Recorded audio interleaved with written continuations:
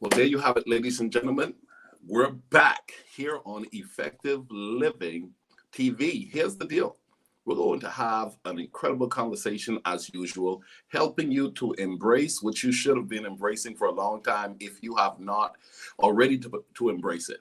If you have not done what you should have done up to this point, it has brought you where you are no matter what. But here's the deal. It's not too late. Why? Because a new day is an opportunity to begin again. Yep. Every day you get up, you can tell yourself, you know what? I'm going to get my act together. I'm going to pull it all together so that God can be glorified through the things that I do moving forward. I'm joined with one of our good people. That's what I'm going to say. And I don't even song right, but I'm going to say it just like that because it's my channel. Okay? I am joined with Stacy Dean from the Bahamas, and she's a woman who has a passion and a commitment to live life to the fullest. And really, that's what effective living is all about. It's about living life to the fullest. And so every morning we have different guests from around the world joining us to tap into what makes life come alive for them. And so, good morning, Stacy. How are you doing this morning? Good morning. I am wonderful. How are And you? before we got on air, I'm doing great as well. You were talking about the weather in the Bahamas right now. I mean, come on, what is the weather roughly? It's about 79 degrees. 79 degrees. Yeah. There are Yeah. people all around the world right now would wish they could wake up to 79 degrees. I Tell our know. viewing audience a little bit about Stacy. Well, I am an auditor for PricewaterhouseCoopers, a senior auditor. I've been there for 4 years. Prior to working at PricewaterhouseCoopers, I worked at Family Guardian for 10 years. That was my stumping ground. Uh, At Family Guardian, I was a cashier. Then I was promoted to accounts payable clerk, then an accounting assistant, then accountant one, accountant two, accountant three. wow. Um, Personally, I am the mother of one outstanding, brilliant daughter. She's 14. Her name is Karis. She has her own business. She is Mhm. the founder and owner of the Balloon Princess. Nice. Apart from that, I am a proud member of Living Waters Kingdom Ministries, where my pastor and spiritual father is Apostle Raymond Wells Yep. and Pastor Olivia Wells. Well, that's my spiritual father too. Did you know I that? Did you know know. it? Yes, I know I you knew. do. Yeah, I know you knew. Listen, I love my Living Waters family. I love Apostle Wells and Lady Wells and all the wonderful leaders there at Living Waters doing it big in the midst of the pandemic. Living Yes, Waters continue to progress in the midst yes, of it keep all. moving. That's what I'm talking about. Yes, sir. Unstoppable. Let's dive into the fact that, man, you have been moving, going, and growing over the years in your profession as an auditor and in the financial industry. What is one of those common myths that you would have noticed or is commonly stated that you feel as though, you know what, I want to debunk that. That's not quite right. But let's dive in there. Hmm. A lot of people think that auditors count money. Like we never have access to real cash. Mhm. That's Yeah. not a thing that auditors do. Mhm. Um, they also feel like auditors are intrigued by making their life a living hell for the 2 or 3 weeks that we're in the field auditing their company. They think we're out to get their job, we're coming to get someone fired. And it's totally far from the truth. Auditors are really doing what they're paid to do. And most of the time, 90% of the audits that we conduct are really to validate the numbers that are in your financial statements. And we take no joy in making it a wearisome, burdensome, or frustrating process. You know, if you cooperate with us, we can get in, we can get out, and we can give you your report. But auditors take no pleasure in making your life miserable while we're there. We really That's don't. that's such a great answer. I mean, but you said if you cooperate, I mean, life is a series of proper cooperating, eh? Right. Cooperation at its best. I mean, failing to cooperate where you're supposed to cooperate and practice and engage in the type of behavior or practices can cost you. And really, what you all are doing is assessing are y'all playing by the rules. Is what is that safe to say That's that? all it is. Yep. That's all it is. So there are people when you guys show up, they say, "Oh Lord, I just don't like these people." Yes, yes. Is that They what? give us the side eye. Some of Yeah. them are rude. It's it's on another level. But I mean, for me, I try to make it as easy as possible. I give them one list. You can give these three to me right now. You can work on the rest of this by Friday. Give it to me by Friday, and we'll have another list next week, Monday, for you to work on. Like, and I try to make it as easy as possible because at Family Guardian, I was once the client. And so I knew how it was. You have to do your regular job, and then the auditor is telling your boss, oh, Stacy didn't give me that report that I asked for. She didn't give me that bank rec that I asked for. So you're being pulled from many different directions, and it can get frustrating. And I understand that. So I try to make it as easy as possible. Let me ask you this: what led you in that direction? I mean, as an To become auditor an into the auditor, financial industry. Yeah. my bachelor's degree started to become irrelevant for where I wanted to go. So I kind of plateaued at Family Guardian. There was nowhere else for me to go up. I perfected that position that I was in. And when I say perfected it, I would have conversations with my manager and the VP when I'm doing my performance appraisal, and I'd give myself a 3 or 3.5 in certain areas, and they'd say, no, that deserves a 4. You did an exceptional job here. You went over and beyond here. So I knew that I perfected that, and I was ready to move on, and not so much move on from Family Guardian, but move up the ladder some more. Because here it is, I did start as a cashier, and I worked my way all up to an accountant 3. Let- And go ahead. no, go ahead. That's good. And I noticed a trend that everyone that they brought in to fulfill those positions that I wanted that were above me was either a former auditor or had a CPA. So, as much as I wanted that position and I perfected the position that I was in, and they knew that I was their girl, I was trustworthy, I was loyal, I was already there for 10 years, I had no plans to go anywhere. But after I realized that you're not going to get any further with this bachelor's degree, I had to make a move. I had to Listen, get that auditing experience. nice. You said you plateau. I like the fact that you accepted that you plateau. Someone did not call you out and says, you know what, Stacy, you just gave up. You just haven't shown yourself to be someone who has any ambition. Talk to us about knowing for yourself when you're plateauing and realizing I have to level up if I want to go up. Um, well, I think it was from I I understood that because of that particular scenario right there. Mhm. And either you're going to be fearless and branch out, leave that company, or you're going to stay there and murmur and bicker and be all in your feelings. Yeah. But I mean, I just made that decision. And to be honest with you, that was a pay cut when I moved on to become an auditor. But I had to make that decision within myself because I knew I wanted more out of life. I am very young. And I knew where I wanted to be at a certain age, and I just had to make those action steps. It was a hard decision, and it fear could have kept me there, but I decided to move out on faith. And with some of the relationships that I've built, I've been able to get a bridge from Family Guardian to PricewaterhouseCoopers. Nice. Ladies and gentlemen, I'm joined with Stacy Dean, and this morning we're talking exactly about what you're hearing her tap into. Do me a favor, guys, and share.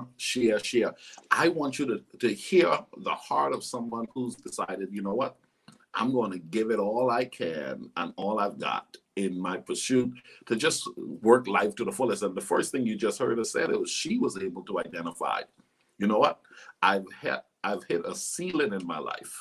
And really on this Saturday morning, I want you to reflect and identify where you are. I'm loving this conversation because you're hearing a person self-examining themselves.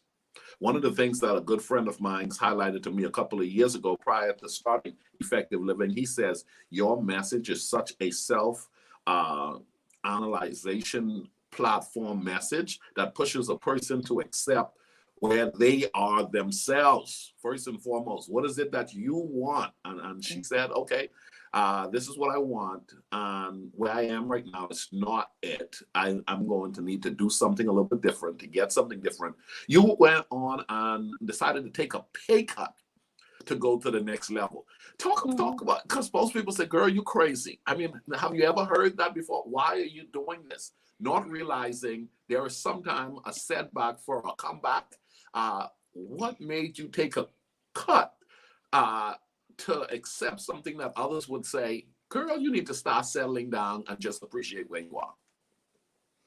Well, first of all, I had a conversation with my father, and he's plain speaking, and he just tells you like it is. And he was like, well, you're gonna have to make that decision.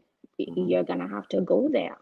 You need to find an accounting firm, go in one of the big fours, and get your experience. And if the pay cut is what it is, then that's what you have to sign up for right now. And I mean, I saw the bigger picture. I knew that I wanted to continue to provide for my daughter and give her the opportunities that I didn't have. And so I knew the pay cut was only temporary. And the funny thing is, a lot of people thought that was a promotion. So when I said PricewaterhouseCoopers, they thought, oh, she really making it now. And I didn't bother to correct them. But because my steps were ordered by God, within 6 months, they gave me a $5,000 raise. And so I'm like, okay, Lord, this is really you. You're throwing me a little bone. Yeah, you're trying to help me along my way. And that's where it kind of went off from. But I would say the conversation with my dad, and then the fact that I was able to see the bigger picture and knowing that the pay cut was only temporary. Yep. You mentioned something else. You talked about people ahead of you. You chose not to correct them. You chose to just keep working, focusing on what you wanted. There are a lot of people who get distracted and oftentimes will probably get miserable because they know what people perceive and they know they're not where people perceive. But you decided, you know what? It's not about what you think, be it you thought I would made a good decision or a bad decision. It really isn't about you. What kept you there? Because that's a sober place to be.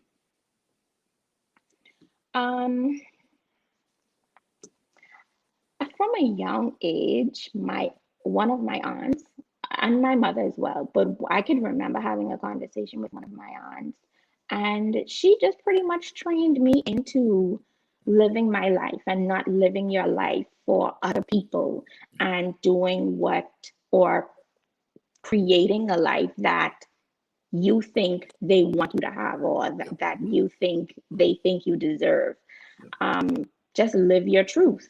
Yes. And so I didn't have much explaining to do. Now, sometimes you have to defend yourself, but in that particular situation, I wasn't about to get into conversations and, well, I had to take a pay cut and child, it's fine. Let's just keep it moving. Listen, that is so good. Right now, you're teaching and helping because there are a lot of people who are trying to clarify to some who need no clarification. It's just you need not respond. As a matter of fact, why are you asking me the question? It's none of your business. But you don't even have to say that. But the truth is, there are a lot of people who struggle with that, and so for you to have captured that at an early age, guys watching, tag someone who needs to hear this type of message. Sober-minded, establishing what is it that I want, and then being prepared to do the work along the way. Obviously, you probably made some mistakes. You found yourself having some, what I call bumps in the road. You live long enough, you got some bumps in the road. Professionally, what would you say was one of those things that you had to learn a lesson? You were like, you know what? It was a mistake or a failure. It was an experience I've learned from. What lesson that was critically important to you that you've been able to pick up along the way? And you were like, oh, I'm learning and I'm growing and I'm becoming better.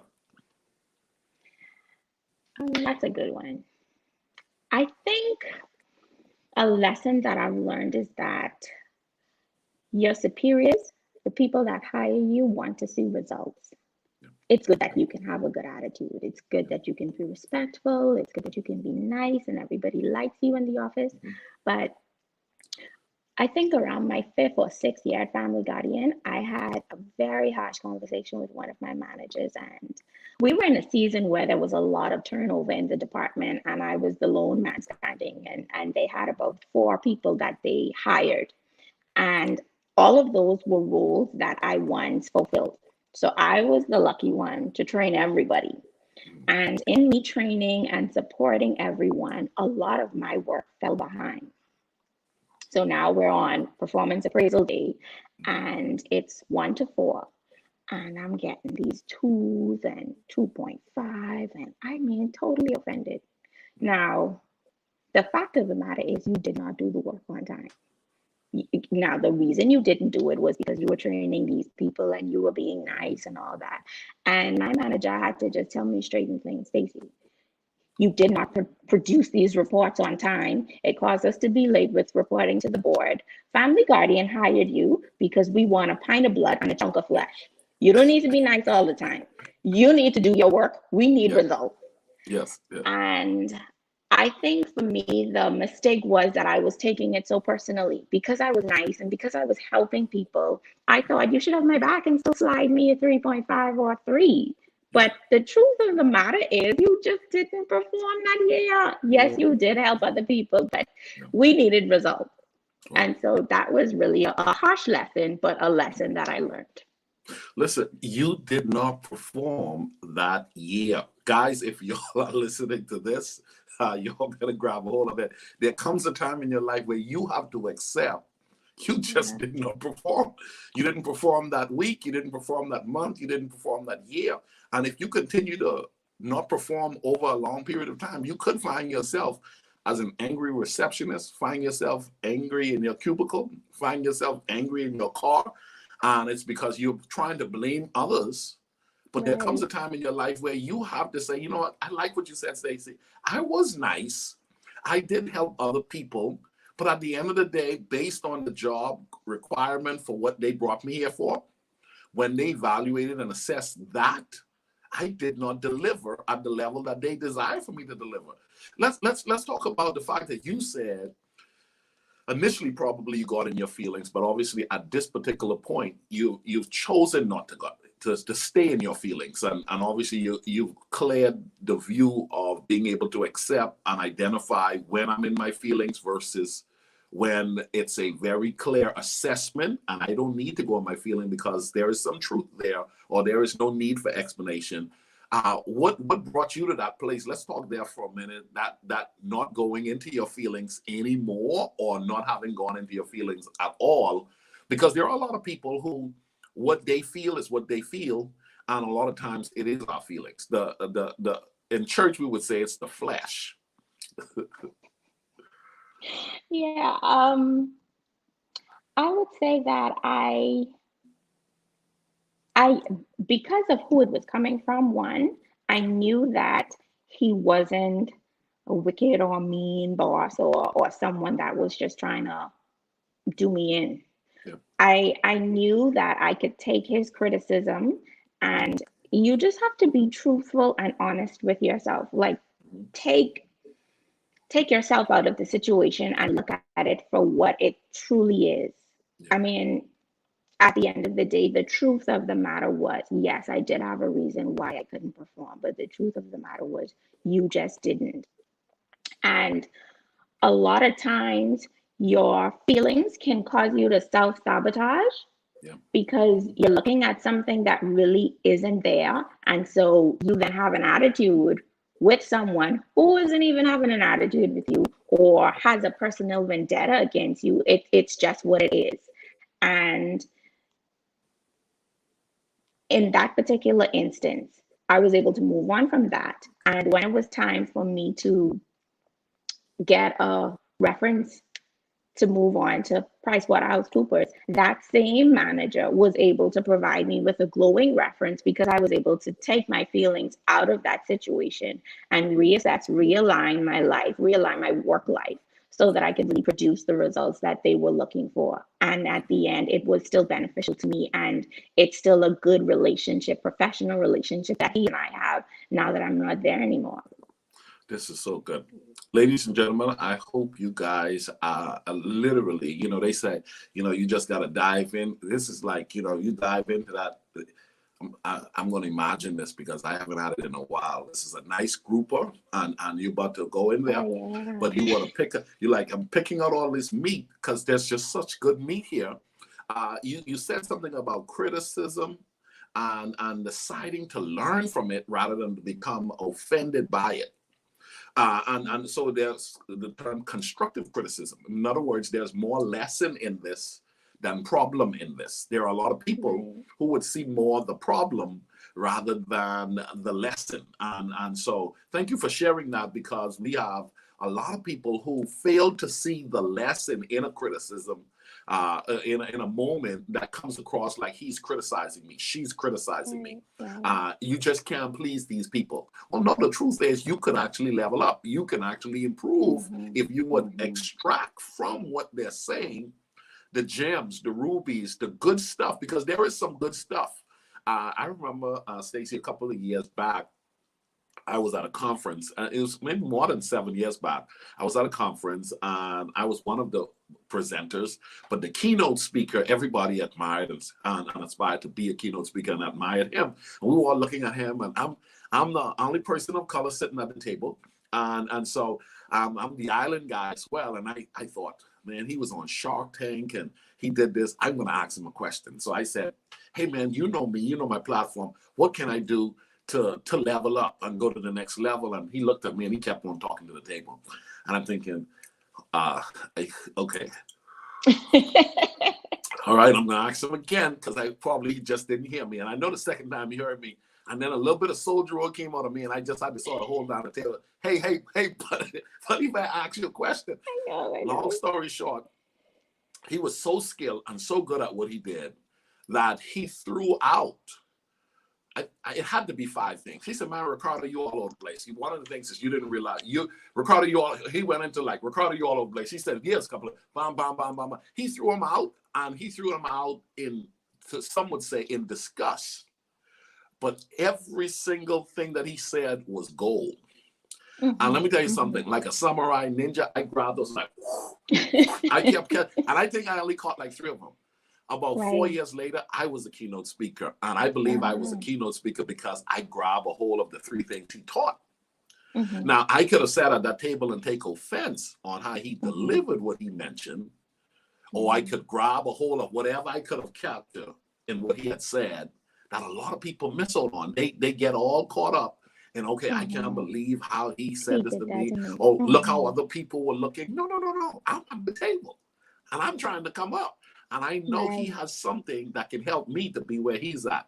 Today, he calls me occasionally and we talk back and forth about that. And he said that wasn't what it was. And see, that's another thing. Sometimes we think he's being, some kind of way when that's just him. That was just him. But he helped me, and the way he helped me could have been perceived as something negative, but I chose not to go that route. It was clear that you decided that on the job, you're going to extract from this job or from my leader or the responsibility given to you, the opportunity to learn. We appreciate that. Now, we have a lot of parents. We got moms. We got families who are watching this. And some people would say, I have so much going on, Stacy, Ricardo. I don't know. I don't know if I can manage it all. How do I balance it all as a mom?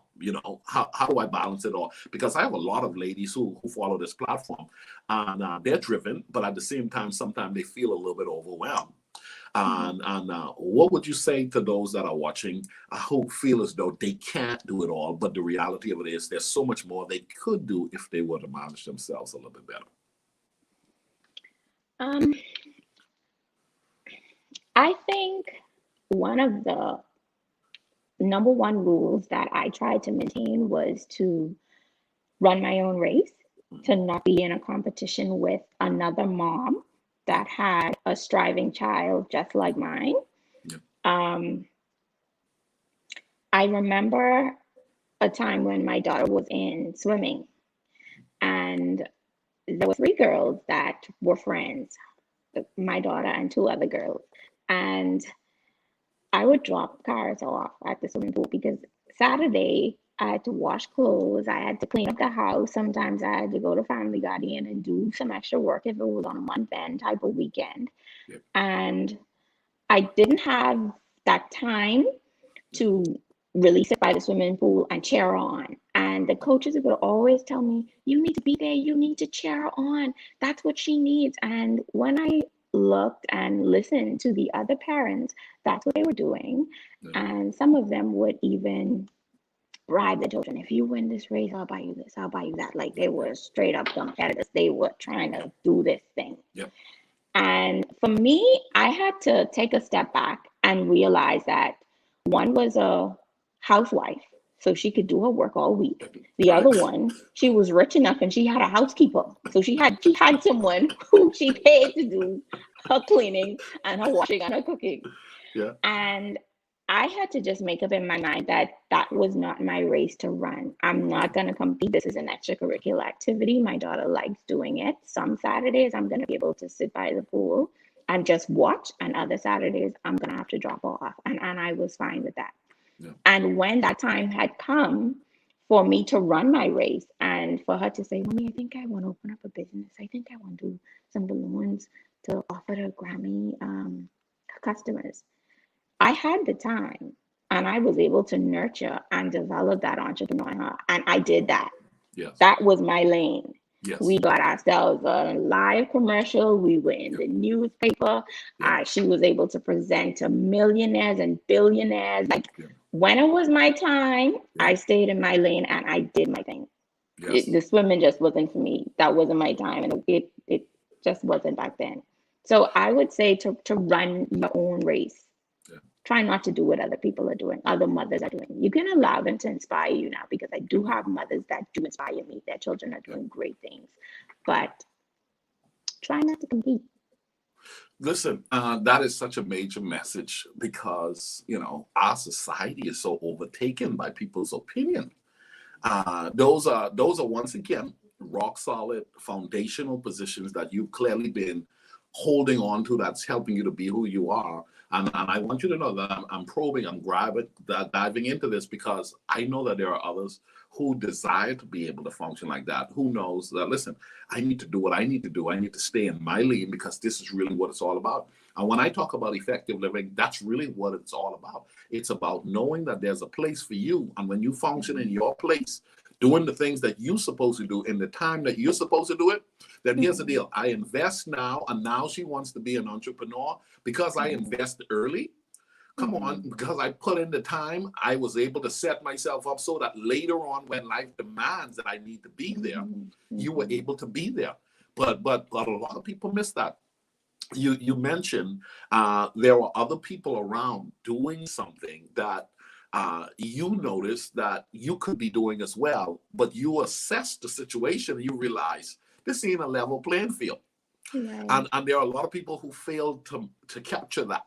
This ain't don't compete, don't compare, because it ain't a level playing field and you don't know what's going on in other people's lives. Talk to us a little bit about what helped you to be able to learn that principle so early, to accept the fact that if I assess the situation, I will understand that, listen, with my son, I can't do what the other dad's doing or what the other mom's doing, because it's not a level playing field. I'm going to have to play with the cards that I've been dealt. And my goal is to do well with what I've been dealt. And so when did you get that?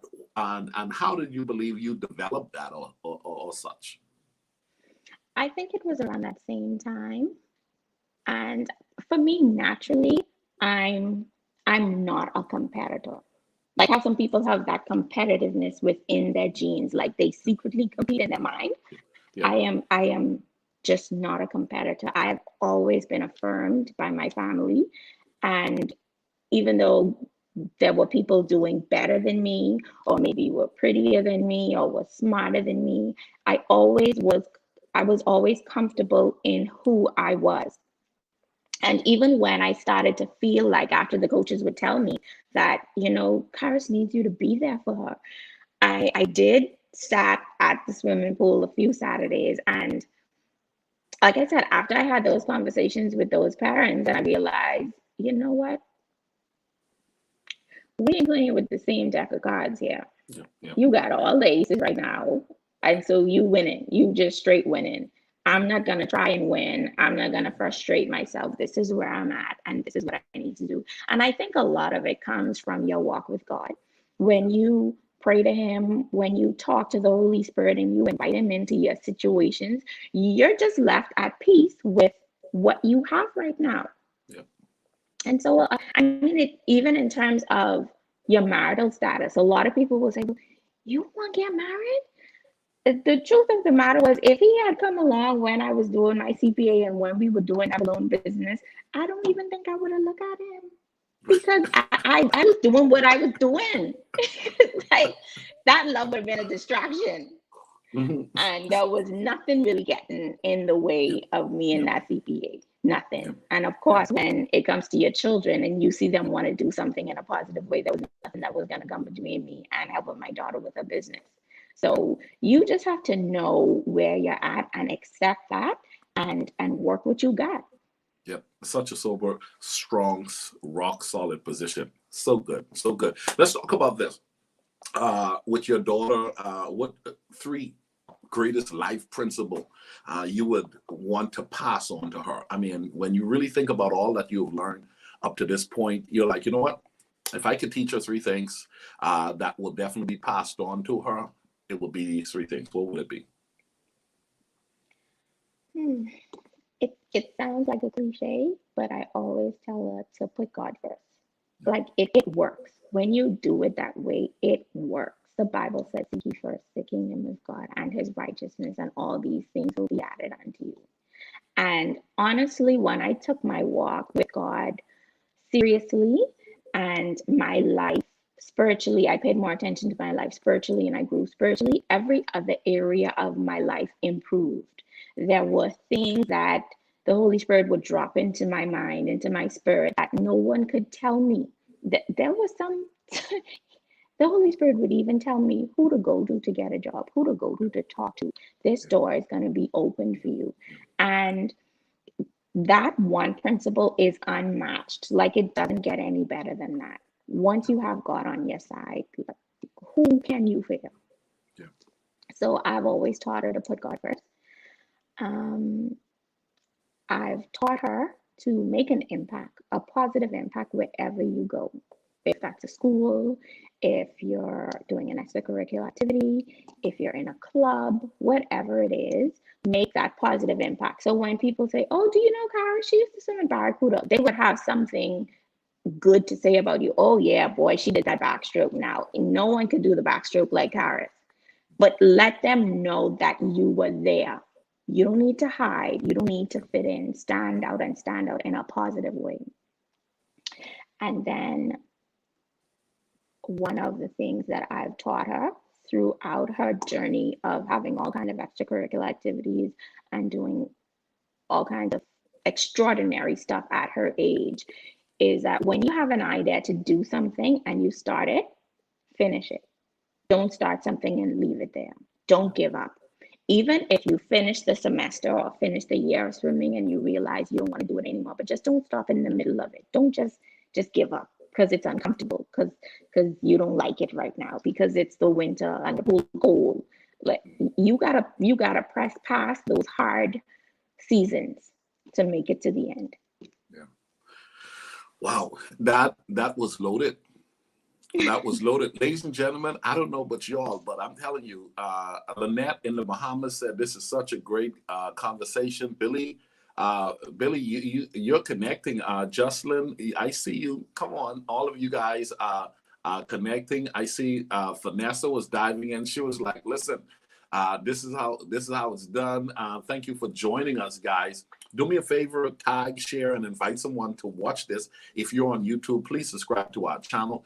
My goal is to help you to identify the principles that will allow life to work best for you. And there are people who have figured out certain things, and all you have to do is look at what they're doing and start picking out the pieces that you need that you never got. And before you know it, you could be putting your puzzle together that brings about the picture that makes for an incredible life for you. No two life is the same, but the truth is life is filled with principles that can be taken from all of the different lives and make for the life that you're supposed to have. You could say, okay, I couldn't do that, but I can do this. I can't do that, but I can do this. And so there's so much to learn and so much to gather in us pursuing living life effectively. And so this morning, we're getting some good stuff. Listen, let's dive into this, Stacy. What advice would you give your 16-year-old self? You've shared some things just now. Put God first. We get that. When you show up, don't be afraid to shine.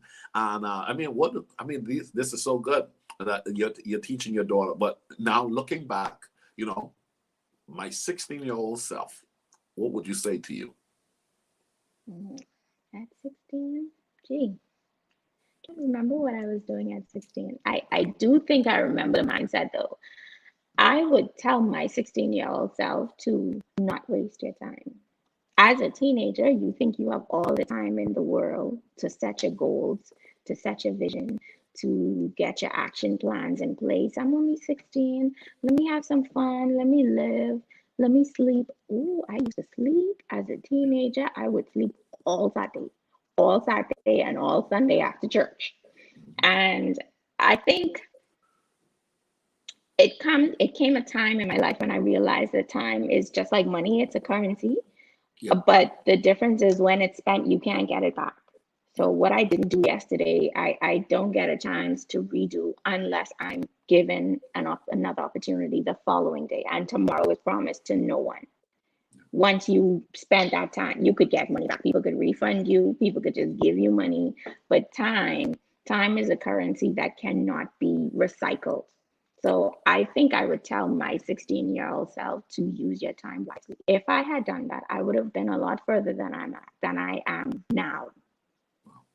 Wow, that's use your time wisely. I've been teaching time wasted is time you'll never have again, as you just mentioned. And so, wow, you don't get it back, ladies and gentlemen. Days are expensive.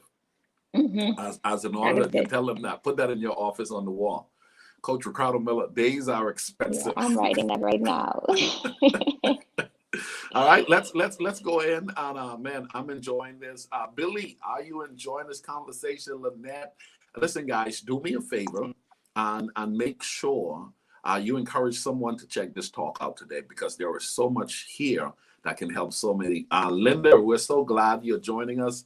Linda says time is currency that you cannot recycle. You can't get it back. They're listening. So it's so good to have Grand Bahama listening, and so good to have Canada listening. Jamaica is listening. We're so glad you guys are tuning in.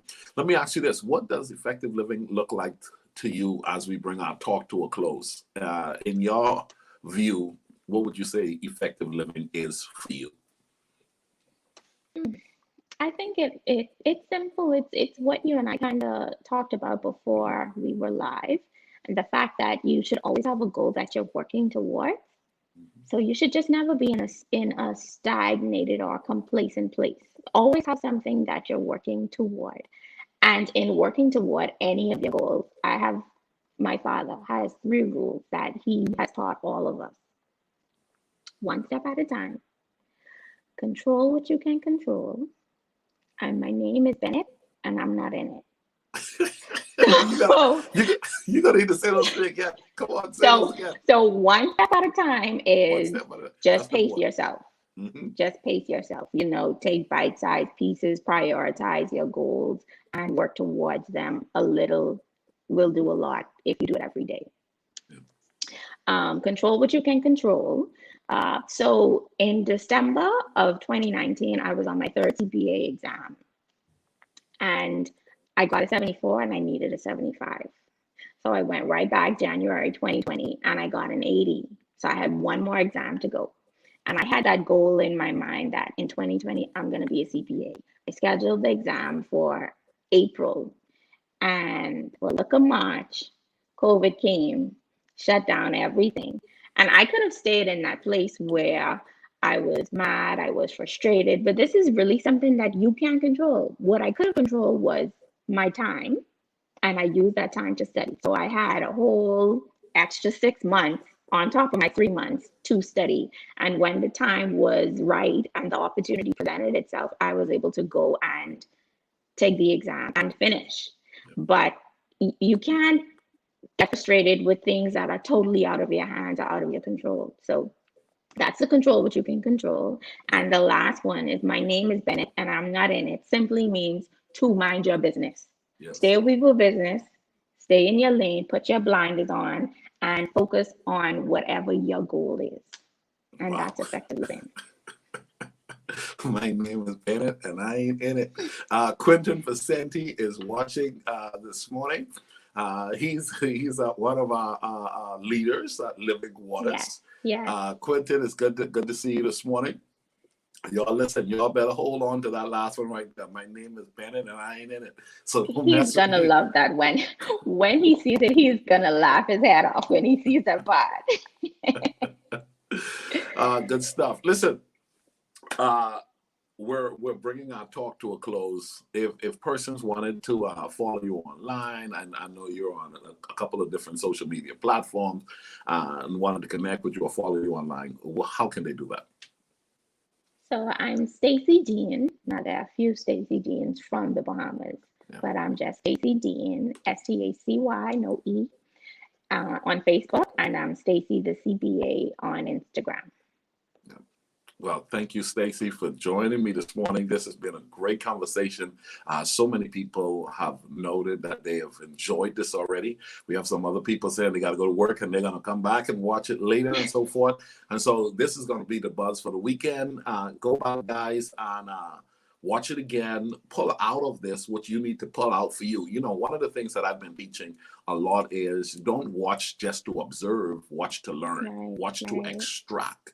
You know, if you do that, if I did that, if we all did that, the world will be a better place. But we just have so many observers. You know what? Let's watch and see how Stacy shows up. Well, the truth is, how about extracting a couple of lessons from Stacy? And in my book, I wrote, I'm the collective contribution of a lot of incredible people who have helped me to become who I am up to this point. That means I'm picking from this one. It was Apostle Wells who played a role. It was Mary Wells who played a role. It was Mary Cartwright who played a role. It was Bishop Dean Wells who played a role. Then Miles Monroe plays some role. Bishop Ellis plays some role. And there are all of these different people. Quentin Vicente playing some roles. K1 Gibson playing a role. Stephen Monroe. And before you knew it, Ricardo was being formed.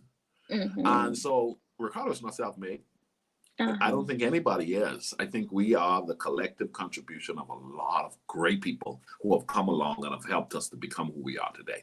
And so it's clear that, Stacy, you've gotten some lessons from it. You said, listen, the 3 points your dad gave you, I'm about to go back and write those down. Yes. So thank you very much for joining us this morning. If you guys enjoyed this, listen, go ahead and share. In addition, we have our upcoming retreat, guys. If you have not registered, space is limited and space is going out fast. We also have our 5K run. Listen, that's a run walk. If you want to walk, you can walk. Okay? Pace. She already told you, find your lane, pace yourself, and do it for you. Okay, but here's the deal. Remember, your body is the vehicle you're going to use to fulfill your assignment. So you're going to need your body. And in this journey, the thing that is going to go with you more than almost anything is this, your physical body. The Bible says it's the temple of the Holy Spirit. You should keep it clean. You should also take care of it so it can meet the demands that life is going to throw at it. And so make sure you join us for the 5K. Don't miss out. It's on April 10th, and it's 3.5 miles. Come on. You should be doing 3.5 miles at least once or twice a week to make sure that this body is being serviced properly. Anyhow, ladies and gentlemen, go to ricardomiller.com and register for the retreat. It's going to be life-changing. It's going to help you to become a better version of yourself. That's the goal. Learning how to discover the principles necessary for helping us to grow and thrive in life.